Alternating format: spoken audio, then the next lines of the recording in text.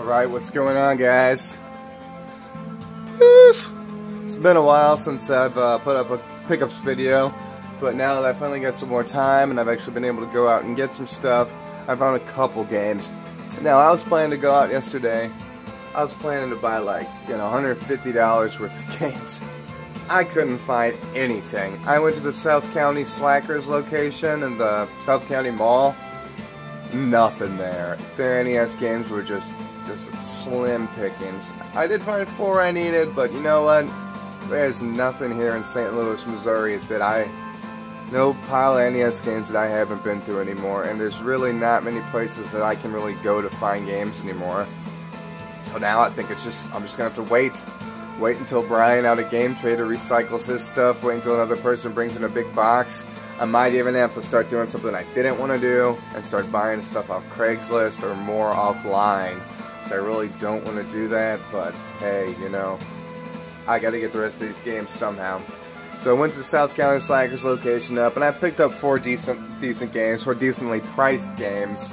Now, some of these were expensive. I spent about $24 plus the quarter off, 6, 12, 8, and 24. So I spent $18 total. Now, I did that because one of these games goes for about $18 to $22 plus online. So we'll see what that is in a minute. So the first game I got, which, I paid, well, overall, I paid about $4.50 for this game. Believe it or not, Ghostbusters and Ghostbusters 2, these games are selling for $4 to $8 online. Do not ask me why. Do not ask me why Ghostbusters is selling for so much. Maybe it's because of just the hype of these games. People remember having these games because they are pretty bad games. This one and the second one. I mean, just bad play-wise and, bad memories growing up with these, at least for me. Some people might say, well, it's because the AVGN nerd. Nah, video game reviewer online isn't going to raise the price of a game that much. Not from $1 to $4. That's 400% increase. That's a lot. I could see Wally Bear and the No Gang going from $18 to, $25 or so, but Ghostbusters, so why is that selling for so much online? I don't know. I'm sure you can still find a $1 or $2 copy, but, like I said, I ended up paying $4.50 for mine, and it was in really good condition, and also, believe it or not, I haven't seen another copy of Ghostbusters, so that's the first one I've seen in the last year. And it had Ghostbusters 2 next to it, but they wanted $12 for that one, so I will find that one for 4 or less sometime soon. Alright, the next game I got was Caveman Games. This is by Data East. Oh yeah, Ghostbusters is also by Activision, so if you guys are wondering, this isn't a LJN game or anything, it's by Activision, so it might have been produced, who knows. So here's Caveman Games by Data East. This is a really good game. I don't exactly remember the setup of this game, but I think it was like a bunch of different events and stuff. I don't know if it goes level by level or what, but I am interested in popping that in and checking it out. And here's one I've been wanting for a while: The Great Waldo Search. This is another game I ended up paying, I think like $4 to $6 for this, like $4.50 or $6. Well, I think I paid $4.50 for everything because it was $18 total. So let's just say I paid $4.50 for everything, or I could have got these 3 free and got this for $18. It would have worked either way. But here's the Great Waldo Search, and this is selling for about $7+ online. It's a THQ game. I don't know why this game's selling for a lot either. I'm sure a lot of you grew up with Where's Waldo books. For those of you who don't know, Waldo, there were books in the 80s and in the early 90s, maybe late 80s, called Where's Waldo, and they were these awesome little books with just the coolest drawings. You'd go open one of these books and it'd be like a big hardback book. You'd open it up and there'd be just pages filled with these little intricate drawings of little people. I don't know how close you can see on this camera, but all these little characters and people on here are doing something different, and Waldo is among them somewhere. So basically what you do is you'd read the book and you'd go through and you try to find Waldo, like where's Waldo, and you'd think, oh, he'd be easy to spot because he's wearing these striped red and white shirts, but it's not. And it's really fun to look for him too, because when you look for him, you run into a bunch of other little characters doing funny things. As far as gameplay goes, I think there's just like 6 levels or something in this game. But if you really wanted a good Waldo experience, go get the books. I might actually go find the books one day. A couple of them at least, because I don't think I have them anymore.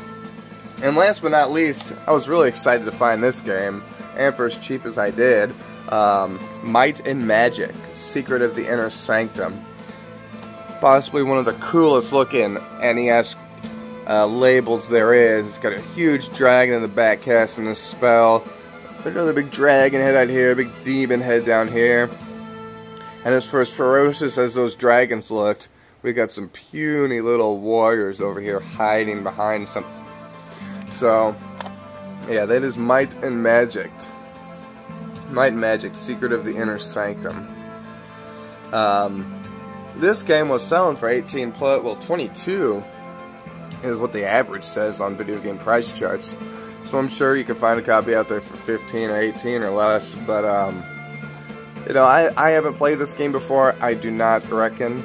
So, I'm interested in just popping this in. This one I actually took apart. Anything that has batteries in there, I take apart thoroughly, check them all out. I double check them just to make sure none of these guys are doing anything crazy at this slackers.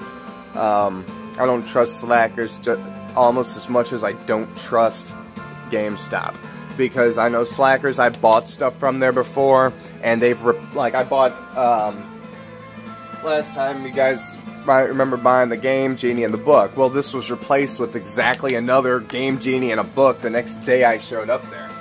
So, you know, they've done that before. I bought a game that was in poor condition, and then I see that exact game in good condition the next day pop up. So I don't trust slackers as much as I don't trust GameStop. And even my buddy was in there yesterday with me, wanted to buy a movie, and they didn't have the movie behind the counter. And it was just, you know, just a random horror movie, and of course they don't have it behind the counter. Had to give him his money back. He already rang up the order. They rang up the order and then went and looked for it for 5 minutes while we were trying to get to the movie theater. But, so, you know, slackers, I'll go there as long as I can, you know, I'm finding stuff and getting stuff for cheap. But if it gets down to the point where, you know, I'm not finding stuff, or I'm actually getting games that have been tampered with, then I'm going to stop going there too, because, you know, as it is, I'm not finding any games I need at Slackers anymore, really.